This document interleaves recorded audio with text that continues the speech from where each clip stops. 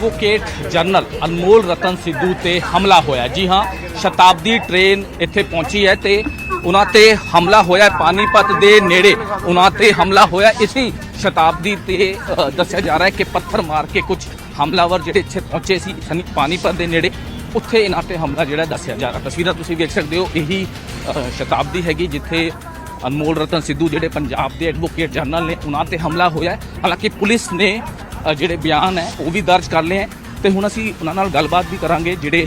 ਜਿਹੜਾ ਵੀ ਚੀਜ਼ਾਂ ਹੋਈਆਂ, ਜਿਹੜੇ ਇੱਥੇ ਪੱਥਰ ਵੱਜਾ ਹੈ, ਦੱਸਿਆ ਜਾ ਰਿਹਾ ਕਿ ਪਾਨੀਪਤ ਦੇ ਨੇੜੇ ਇਹ ਜਿਹੜਾ ਹੈਗਾ ਇਹ ਪੱਥਰ ਵੱਜੇ ਹੈ। ਹਾਲਾਂਕਿ ਹੁਣ ਪੂਰੀ ਸਿਕਿਉਰਿਟੀ ਦੇ ਨਾਲ ਜਿਹੜੀ ਵੀ ਅਨਮੋਲ ਰਤਨ ਸਿੱਧੂ ਉਹਨਾਂ ਦੀ ਸਿਕਿਉਰਿਟੀ ਨੂੰ ਲੈ ਕੇ ਸਰ ਨਾਲ ਗੱਲ ਕਰਾਂਗੇ। 2 ਮਿੰਟ ਅਨਮੋਲ ਸਰ, ਥੋੜਾ ਜਿਹਾ ਗੱਲ ਕਰ ਲਈਏ, ਹੋਇਆ ਕੀ ਸੀ ਥੋੜਾ ਜਿਹਾ ਤੁਸੀਂ ਅਸੀਂ ਤਾਂ ਕੱਲ ਸਾਰੀ ਟੀਮ ਉੱਥੇ ਕੇਸ ਕਰਨ ਗਈ ਸੁਪਰੀਮ ਕੋਰਟ ਕਰਕੇ ਆਏ ਹਾਂ ਕੱਲ।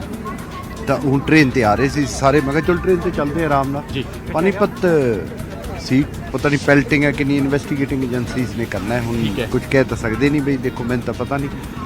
ਤੇ ਟ੍ਰੇਨ ਜਿਹੜੀ ਹੈ ਉਹ ਸਰ ਸਲੋ ਸੀਗੀ, ਰੁਕੀ ਹੋਈ ਸੀ? ਬਿਲਕੁਲ ਸਲੋ ਸੀ। It is around bus Panipat ਤੋਂ ਚੱਲੀ ਸੀ, ਉਹ ਅਰਾਊਂਡ 10 ਕਿਲੋਮੀਟਰ ਦੀ ਸਪੀਡ ਹੋਣੀ। ਬਸ ਜਿਵੇਂ ਆਪਾਂ ਚੱਲਦੀ ਹੁੰਦੀ ਹੈ ਟ੍ਰੇਨ, ਬਸ ਉਹ ਦਿਸ ਗਈ ਸਾਨੂੰ 7-8 ਬੰਦੇ ਸੀ ਸਰ। ਵਿਜ਼ੀਬਲ ਹੁੰਦਾ ਕਿਉਂਕਿ ਵਿਜ਼ੀਬਲ ਸੀ। ਤੁਸੀਂ ਦੇਖਿਆ ਮੁੰਡੇ ਜਿਹੜੇ? ਹਾਂ, ਉਹ ਮਤਲਬ ਜਿਵੇਂ ਵੇਵ ਜੀ ਵਾਲੇ ਹੁੰਦੇ ਆ ਨਾ, ਤਾਂ ਉਹ ਦਿਸ ਗਏ ਸੀ। ਮੇ ਵੀ ਉਹਨਾਂ ਦਾ ਕਿਤੇ ਮੁੰਡਨ ਸਨ, ਤੁਸੀਂ ਵੀ ਬਿਲਕੁਲ ਵਿਜ਼ੀਬਲ ਦੇਖ ਰਹੇ ਸੀ ਉਹਨਾਂ ਨੂੰ ਜਿਹੜੇ ਮੁੰਡੇ ਆ, ਤਾਂ ਕਹਿ ਸਕਦੇ ਕਿ ਟਾਰਗੇਟ? ਦੇਖੋ ਇਹ ਤਾਂ ਇਨਵੈਸਟੀਗੇਟਰ, ਮੈਂ ਤਾਂ ਕੁਝ ਕਹਿ ਨਹੀਂ ਸਕਦਾ ਇਸ ਗੱਲ ਬਾਰੇ, ਕਿਉਂਕਿ ਸਰ ਤੁਸੀਂ ਸੁਪਰੀਮ ਸਾਰੇ ਸੇਫ ਹੈ ਸਾਡੇ। ਚਲੋ ਇਹ ਬਹੁਤ ਵਧੀਆ, ਇਮੀਡੀਏਟਲੀ ਐਕਸ਼ਨ ਲਿਆ ਸਾਰਾ ਜੀ, ਦਬ ਸਾਰਾ ਹਰਿਆਣਾ ਚ ਵੀ ਇਮੀਡੀਏਟਲੀ ਉਹਨਾਂ ਨੇ ਕੋਆਰਡੀਨੇਟ ਕੀਤਾ। I salute to my law and order team. ਬਿਲਕੁਲ ਤੇ ਸਰ, ਕਿਉਂਕਿ ਤੁਸੀਂ ਲਾਰੈਂਸ ਬਿਸ਼ਨੋਈ ਦਾ ਜਿਹੜਾ ਸੁਪਰੀਮ ਕੋਰਟ ਚ ਜਾ ਰਹੇ ਹੋ, ਕਿਤੇ ਨਾ ਕਿਤੇ ਹੁਣ ਜਿਹੜੀ ਸਿਚੁਏਸ਼ਨ ਚੱਲ ਰਹੀ ਹੈ ਪੰਜਾਬ ਚ ਆਬਵੀਅਸ ਹੈ। ਚਲੋ we should be alert and we are alert, ਕੋਈ ਇਹ ਜੀ ਗੱਲ ਨਹੀਂ। we'll continue to do our legal duty। ਕਿਉਂਕਿ ਸਰ ਇੱਕ ਬਹੁਤ ਵੱਡੀ ਗੱਲ ਹੈ, ਕਾਫੀ ਲੰਬੀ ਟ੍ਰੇਨ ਹੈ, ਤੁਹਾਡਾ ਜਿਹੜਾ ਬਰਥ ਹੈ ਉੱਥੇ ਤੁਸੀਂ ਬੈਠੇ ਸੀ, ਐਂਡ ਉਹ ਸਪੈਸਿਫਿਕ ਐਂਗਲ ਵੀ ਸੀਗਾ। ਹਾਂ, ਤੇ ਤੁਸੀਂ ਕੁਝ ਹੋਰ ਮਤਲਬ ਕਿਹੜੇ 5-7 ਮੁੰਡੇ ਸੀਗੇ, ਕੁਝ ਤੁਸੀਂ ਵੇਖਿਆ ਹੋਵੇ ਕਿ ਮੂੰਹ ਟੱਕਿਆ ਹੋਵੇ? 8-9 ਮੁੰਡੇ ਸੀ। ਯਾਨੀ ਕਹਿ ਸਕਦੇ ਹਾਂ ਕਿ ਸਰ ਟਾਰਗੇਟ, ਕਿਉਂਕਿ ਲੰਬੀ ਟ੍ਰੇਨ ਹੈ ਜੀ, ਆਪਾਂ ਗੱਲ ਕਰੀਏ ਕਿਉਂਕਿ ਕਾਫੀ ਸੈਂਸਿਟਿਵ ਇਸ਼ੂ ਹੈ ਸਰ ਹੁਣ ਚੱਲ ਰਿਹਾ ਜਿਹੜਾ ਲਾਰੈਂਸ ਬਿਸ਼ਨੋਈ ਦਾ ਪੰਜਾਬ ਚ ਉਹਨੂੰ ਲਾਇਆ ਗਿਆ ਹੈ ਲਗਾਤਾਰ। We are doing our legal duty, nothing is. Sir ਤੁਸੀਂ ਡੀਜੀਪੀ ਸਾਹਿਬ ਨਾਲ ਗੱਲ ਕੀਤੀ ਕਿਸ ਤਰ੍ਹਾਂ? ਇਮੀਡੀਏਟਲੀ ਉਹਨਾਂ ਨੇ ਦਬ ਸਾਰਾ ਐਕਸ਼ਨ ਲਿਆ ਸਾਰਾ। ਅੱਛਾ, ਤੇ ਸਰ ਤੁਸੀਂ ਅੰਬਾਲਾ ਵੀ ਰੁਕੇ ਸੀ, ਉੱਥੇ ਵੀ ਬਿਆਨ ਵਗੈਰਾ? ਹਾਂ, ਸਾਰੇ ਸਭ ਦੇਖੋ, ਰੇਲਵੇ ਪੁਲਿਸ ਫੋਰਸ ਪਹੁੰਚ ਗਈ, ਫਾਰੂਕੀ ਸਾਹਿਬ, ਸ਼ਸ਼ਾਂਕ ਆਨੰਦ ਜੀ, ਸੰਗੀਤਾ ਮੈਡਮ, ਸਾਰੇ ਦੇ ਆਲ ਟੁਕ ਫੁੱਲ ਕੇਅਰ। ਸਾਰਾ ਕੋਈ ਇਹ ਜੀ ਗੱਲ ਤੁਸੀਂ ਅਗੇਨ ਫਿਊਚਰ ਇਸ ਤਰ੍ਹਾਂ ਦੀ ਚੀਜ਼ਾਂ ਨਾ ਹੋਣ, ਤੁਸੀਂ ਸਰ ਸ਼ੋਰ ਹੋਰ ਪ੍ਰੀਕਾਸ਼ਨ ਲੈ ਕੇ ਚੱਲਾਂਗੇ ਅਸੀਂ, ਕੋਈ ਇਹ ਜੀ ਗੱਲ ਨਹੀਂ। ਆਲਰੇਡੀ ਸਾਡੀ ਟੀਮ ਹੈ, ਸਾਰਾ ਠੀਕ ਹੈ। ਤੇ ਸਰ ਤੁਸੀਂ ਥੋੜੀ ਆਇਡੈਂਟੀਟੀ ਦੱਸੀ ਹੈ ਪੁਲਿਸ ਨੂੰ ਕਿ 7-8 ਮੁੰਡੇ ਜਿਹੜੇ 8-9 ਮੁੰਡੇ ਸੀਗੇ? ਪਤਾ ਨਹੀਂ ਲੱਗਦਾ, ਦੇਖੋ ਕਹੀਏ। ਅੱਛਾ, ਤੇ ਸਰ ਬਹੁਤ ਵੱਡੀ ਗੱਲ ਹੈ ਕਿਉਂਕਿ ਦੇਖੋ ਇਹ ਛੋਟਾ ਇਸ਼ੂ ਨਹੀਂ ਹੈ, ਇਸ਼ੂ ਜ਼ਿਆਦਾ ਹੈ। ਕਰਕੇ ਜਦੋਂ ਕੇਸ ਨਾਲ ਲਿੰਕ ਕਰੀਏ ਤਾਂ ਕਾਫੀ ਵੱਡਾ ਹੋ ਜਾਂਦਾ। ਤਾਂ ਤੁਸੀਂ ਕਿਹੜੇ ਕੇਸ 'ਚ ਲਾਰੈਂਸ ਬਿਸ਼ਨੋਈ ਦੇ? ਲਾਰੈਂਸ ਬਿਸ਼ਨੋਈ ਦੇ ਜਿਹੜੇ ਉਹ ਸੀਬੀਆਈ ਦੀ ਰਿਮਾਂਡ ਲਈ ਜਾਂ ਜਿਹੜਾ ਪੰਜਾਬ ਪੁਲਿਸ ਨੇ ਰਿਮਾਂਡ ਲਿਆ ਸੀ, ਉਹਦੇ ਬਾਰੇ ਚੈਲੰਜ ਕੀਤਾ ਹੈ ਸੁਪਰੀਮ ਕੋਰਟ, ਤੇ ਉਹਦੇ 'ਚ ਗਏ ਸੀ।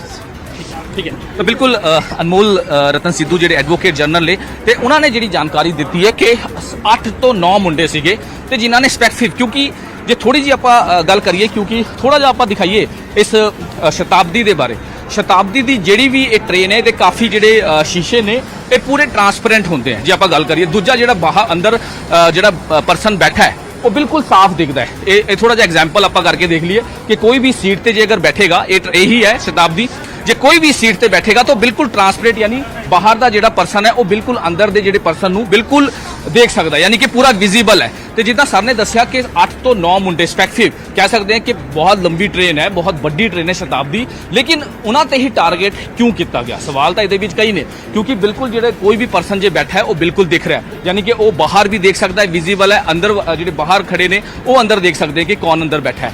ਹਾਲਾਂਕਿ ਕਾਫੀ ਸੈਂਸਿਟਿਵ ਇਸ਼ੂ ਹੈ ਕਿ ਹੁਣ ਜਿਹੜੀ ਪੱਥਰ ਜਿਹੜਾ ਸ਼ਤਾਬਦੀ ਤੇ ਮਾਰਿਆ ਗਿਆ, ਹੁਣ ਇਹ ਸਾਰਾ ਇਨਵੈਸਟੀਗੇਸ਼ਨ ਦਾ ਮੈਟਰ ਹੈ, ਲੇਕਿਨ ਸੈਂਸਿਟਿਵ ਇਸ਼ੂ ਕਰਕੇ ਸਾਰੀ ਚੀਜ਼ਾਂ ਨੂੰ ਇਗਨੋਰ ਵੀ ਨਹੀਂ ਕੀਤਾ ਜਾ ਸਕਦਾ। ਇਸ ਕਰਕੇ ਜਿਹੜੇ ਅਨਮੋਲ ਰਤਨ ਸਿੱਧੂ ਨੇ ਵੀ ਕਿਹਾ ਕਿ ਪੁਲਿਸ ਜਿਹੜੀ ਹੈ ਡੀਜੀਪੀ ਨੂੰ ਜਿਹੜੀ ਸ਼ਿਕਾਇਤ ਦੇ ਦਿੱਤੀ ਗਈ ਹੈ, ਤੇ ਹੋਰ ਜਿਹੜੇ ਰੇਲਵੇ ਪੁਲਿਸ ਦੇ ਜਿਹੜੇ ਆਫੀਸਰਸ ਨੇ ਉਹ ਵੀ ਮੌਕੇ ਤੇ ਪਹੁੰਚੇ।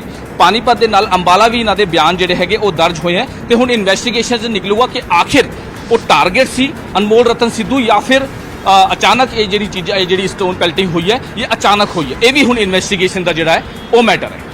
ਚੰਡੀਗੜ੍ਹ ਤੋਂ ਕੈਮਰਾਮੈਨ ਜਿੰਦਰ ਸਿੰਘ ਨਾਲ ਮਨੋਜ ਰਾਠੀ, ਨਿਊਜ਼ 18 ਪੰਜਾਬ। ਤਾਂ ਜਾਂਚ ਦਾ ਵਿਸ਼ਾ ਤਾਂ ਲਾਜ਼ਮੀ ਤੌਰ ਤੇ ਹੈ ਕਿਉਂਕਿ ਪੰਜਾਬ ਸਰਕਾਰ ਦੇ ਸਭ ਤੋਂ ਵੱਡੇ ਵਕੀਲ ਨੇ ਐਡਵੋਕੇਟ ਜਨਰਲ ਅਨਮੋਲ ਰਤਨ ਸਿੱਧੂ ਤੇ ਖਾਸ ਇਹ ਵੀ ਹੈ ਕਿ ਉਹ ਜਿਹੜੇ ਗੈਂਗਸਟਰਸ ਦੇ ਕੇਸ ਨੇ ਉਹਨਾਂ ਦੀ ਵੀ ਪੈਰਵੀ ਕਰ ਰਹੇ ਨੇ। ਤੁਹਾਨੂੰ ਯਾਦ ਹੋਏਗਾ ਕਿ ਜਦੋਂ ਲਾਰੈਂਸ ਬਿਸ਼ਨੋਈ ਨੂੰ ਟ੍ਰਾਂਜ਼ਿਟ ਰਿਮਾਂਡ ਦੇ ਉੱਤੇ ਦਿੱਲੀ ਤੋਂ ਲੈ ਕੇ ਪੰਜਾਬ ਆਈ ਹੈ, ਮਾਨਸਾ ਪੁਲਿਸ ਲੈ ਕੇ ਆਈ ਸੀ, ਤਾਂ ਉਸ ਸਮੇਂ ਵੀ ਜਦੋਂ ਕੋਰਟ ਦੇ ਵਿੱਚ ਸੁਣਵਾਈ ਹੋ ਰਹੀ ਸੀ ਟ੍ਰਾਂਜ਼ਿਟ ਰਿਮਾਂਡ ਲੈਣ ਦੇ ਲਈ, ਤਾਂ ਅਨਮੋਲ ਰਤਨ ਸਿੱਧੂ ਉੱਥੇ ਵੀ ਪਹੁੰਚੇ ਹੋਏ ਸਨ। ਉਹ ਖੁਦ ਕਹਿ ਰਹੇ ਨੇ ਕਿ ਉਹਨਾਂ ਦੇ ਵੱਲੋਂ ਜਿਹੜੇ ਗੈਂਗਸਟਰਸ ਦੀ ਕੇਸਿਸ ਦੀ ਪੈਰਵੀ ਤਾਂ ਕੀਤੀ ਜਾ ਰਹੀ ਹੈ। ਖੈਰ ਪੂਰਾ ਤਫਸੀਲ ਨਾਲ ਉਹਨਾਂ ਨੇ ਦੱਸਿਆ ਕਿ ਆਖਿਰ ਕੀ ਕੁਝ ਹੋਇਆ ਸੀ। ਹੁਣ ਤੁਹਾਨੂੰ ਉਸ ਟ੍ਰੇਨ ਦੇ ਵਿੱਚੋਂ ਵੀ ਕੁਝ ਤਸਵੀਰਾਂ ਦਿਖਾਉਂਦੇ ਆ ਜਿੱਥੇ ਅਨਮੋਲ ਰਤਨ ਸਿੱਧੂ ਬੈਠੇ ਹੋਏ ਸੀ ਔਰ ਜਿੱਥੇ ਉਹਨਾਂ ਦੇ ਉੱਤੇ ਇਹ ਪੱਥਰ ਸੁੱਟ ਕੇ ਹਮਲਾ ਕਰਨ ਦੀ ਕੋਸ਼ਿਸ਼ ਕੀਤੀ ਗਈ।